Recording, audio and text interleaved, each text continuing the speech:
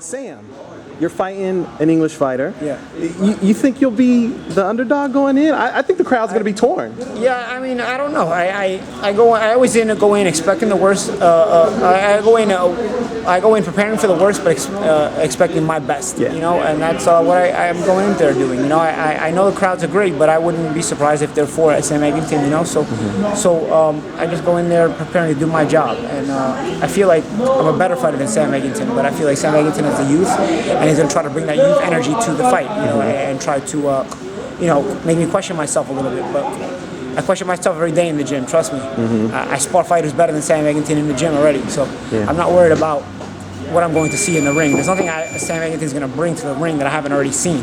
It's just a matter of me handling it at my age. And you know, they're pretty confident that at my age I can't handle it, but I'm pretty confident that I can handle it. So that's why we fight, get in there and fight, and we'll find out. How do you deal with that youthful energy being an older fighter? Is it just experience? Is it certain techniques you use? Experience, because you know they don't have the brains or the capacity to deal with you as the older fighter and the intelligence you have. But what they have is they try to bury you in activity. They try to bury you in the force of the youth, the energy of the fight. You know, so you have to look for ways around it. Sometimes you match that energy. Sometimes in spots you don't. But you have ring intelligence. You have better maneuvers. I overall am a better fighter than Sam Eggington. I mean, if we're talking about 7-8 years ago, Sam Eggington doesn't win a minute of a round against Paulie Malignaggi. I'm going to be frankly totally honest with you. I mean, if you take me against like a Donald Camarena, the energy blast that I was back in those days, I mean, I blow this guy out of the water. He's too slow. He's too much of nothing for me. But at this point in my life, the energy level is not as explosive. But I'm also in very good shape. I've trained very hard for this camp. We've done a lot of 10-round sparring. We're going to move to 12 rounds soon. And very sparring partners, big physical sparring partners, to kind of deal with the physical push of the fight. So it's just going to come down to just being better than him, and I think I will be. You know, just knowing that, you know, you might have to deal with a more physical fighter, a more active fighter, does that make it difficult on you, knowing that the judges might favor that activity? You know, I can't worry too much about that. You know, I know I'm in his country, you know, so you do worry a little bit, but if you go into the fight with that on your mind, you're not going to really perform at your best. It's on my mind, but come fight night, it's not going to be on my mind. But listen, Miguel Cotto was very strong. Ricky Hatton was physically very strong. Miguel Cotto punched very hard. Juan Diaz had a lot of activity. Yapstovchenko is physically probably even bigger than Sam Eggington, and he was a world champion, and he was undefeated, and he was an Olympian. You know, so no matter what Sam Eggington has, I've seen better, bigger, stronger, faster than him.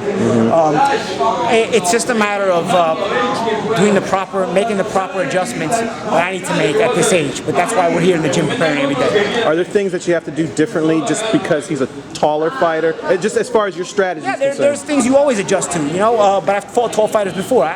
I think they're under the impression that this is the tallest fighter I've ever fought. Yapstovchenko was a big guy. Yeah, he's tall. Orlando Lara, the guy fought before Yapstovchenko, was a big guy. Yeah. You know what I'm saying? Tall guy. You know, physical stature is not going to be something that I'm going to think twice about at this point in my career. It's about matching skill for skill, fight for fight, and seeing where you go at. I have a game plan for anything you bring to the table. I've seen it already. You know, trust me. There's nothing Eggington's going to bring that I haven't seen. Even if it's just that energy, I've seen it. Juan Diaz was a guy that threw a bunch of punches in his prime. You know, so I don't sit here overthinking it. I go in there, I have a game plan. I go in there to execute. You know, the fact that, you know, he is a taller fighter and you are fighting on his home turf. I mean, I know you're not thinking about that or anything like that, but when the fight's said and done, what's going to make Paulie Malignaggi happy? Obviously a win, but is there something you're looking for? You know, whether it be a stoppage, whether it be a certain type of performance? A win and a night that I can remember in front of the UK fans again, really, and giving them a great night and them giving me a. Yo, it really sounds like it's all about the memories for you. Yeah, it is. It is because you take them for granted when you're young because you think they're always going to be there. Yeah. When you're older and you realize they're not always going to be there. You know, I fought in front of a half-empty Barclays Center last fight. You know, it was a big card, but when I fought, it wasn't that full. You know, fight before that with Antonio Moscatello in the O2 Arena, I had the pay-per-view opener, and there was a closing in the one highway that goes to the O2 Arena on the night of the fight. And so early Wow. in the fight, early in the night, a lot of people weren't at the arena. So I beat Moscatello in front of a partially empty O2 arena. Yeah. So you don't take it for granted anymore. You know, those big moments, they kind of pass. So it's about the memories, and I'm so happy to be able to partake in this memory on this night. And so I want to make the most of it and be the best I can be. Yeah. Are there any, when you look back on your career, are there any memories that really stand out for you, or any missed moments where you were just kind of like, I wish I'd have done this, or I wish I'd have done that? I'm gonna have no regrets, honestly. You know, because I get to continue to make memories in the broadcast booth as well. Yeah. You know, and that's gonna be pretty fun. That's gonna be pretty cool. You know, I go in there with no regrets. There's things that I've had painful memories. I've had very sweet memories too. You know, I wouldn't change any of them at this point. You know, I think they've shaped me into the man I am, the character that I have as a person, as an individual, and the maturity. And they've given me the maturity that I have now that I didn't have before. You know, and I think I'm here for that reason. And I think I went through those things for that reason, so I wouldn't change it.